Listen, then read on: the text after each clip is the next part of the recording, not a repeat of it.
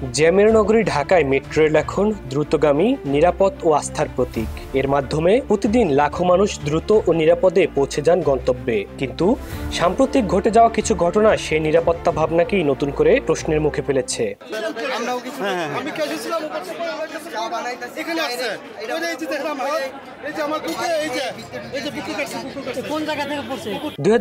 সালের ডিসেম্বরে আগারগাঁও এলাকায় মেট্রো রেলের একটি বিয়ারিং প্যাড খুলে নিচে পড়ে যায়, যদিও কোনো প্রাণহানি হয়নি। সেদিন প্রায় 11 ঘন্টা বন্ধ ছিল মেট্রো রেল চলাচল। জীবন অবাক না করলে কে করবে? 28% মিল্ক ফ্যাটের অবাক করার সাথে ফ্রেশ মিল্ক পাউডার। জীবন অবাক করুক প্রতিদিন। তবে ফার্মগেট মেট্রো স্টেশনের পাশের পিলার থেকে গত রবিবার আবারও খুলে পড়ে একটি বিয়ারিং প্যাড। এবার তা প্রাণ কেড়ে নেয় এক পথচারী। নিহতের নাম আবুল কালাম। ঘটনাস্থলেই তার মৃত্যু হয় এবং তদন্তে নামে কর্তৃপক্ষ।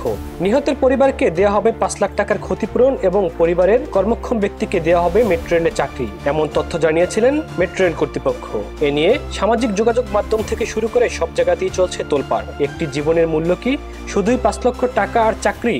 যে মারা যায় আসলে সে ধরেন ওই সংসারের একজনই হাল ধরার ক্ষমতা তার ছিল এবং সে চলে যাওয়াতে তার ফ্যামিলিটা সে মোটামুটি শেষ।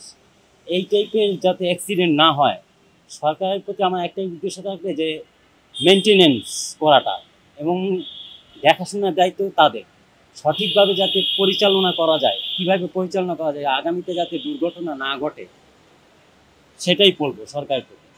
সেই ঘটনার রেশ কাটতে না কাটতেই ঠিক গতকাল রাতে আগারগাঁও থেকে কারওয়ান বাজার অংশে যান্ত্রিক ত্রুটির কারণে হঠাৎ থেমে যায় মেট্রো রেল চলাচল। প্রায় 10 মিনিট যাত্রীরা আটকে থাকেন ভিতরে। এমআরটি কর্তৃপক্ষ জানায়, অটো সেফটি সেন্সর ত্রুটির কারণে সাময়িকভাবে সার্ভিস বন্ধ ছিল। জানা গেছে, বিয়ারিং প্যাড পরে মেট্রো রেল ফার্মগেটের যে স্থানে দুর্ঘটনা ঘটেছিল বুধবার রাতে সেখানে কিছুটা কম্পন সৃষ্টি হয়। কালকে রাতে জাকনি হয়ে বন্ধ ছিল, আর আগে একদিন বিয়ারিং প্যাড খুলে একটা মানুষের জীবন চলে গেল।